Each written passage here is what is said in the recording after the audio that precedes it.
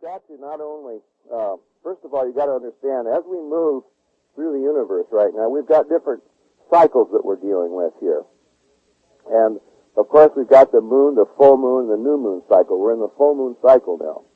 The body is affected by the full moon cycle. As I was saying last week, the crime rate goes up all over the world, and in Turkey they have 1,000-year-old laws to compensate or correct for this field, meaning that if you were to commit a crime during a full moon in Turkey and some of those other eastern countries, you would get a certain leniency for your crime. It doesn't mean, we go out and commit a crime during a full moon, but typically it does, especially in the non-spiritual being.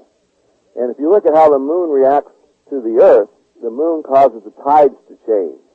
And during a full moon, you have your high tide, and your new moon, you have your lower tide. And so during the month, we have 30 different tide cycles that goes on between the ocean and the beaches.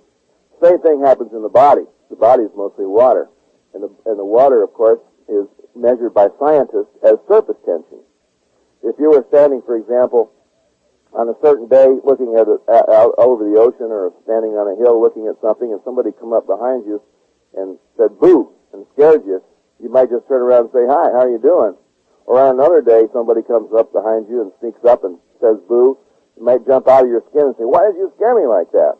Same type of day, same type of environment, but entirely different reaction to the same situation. This is because our surface tension is changing.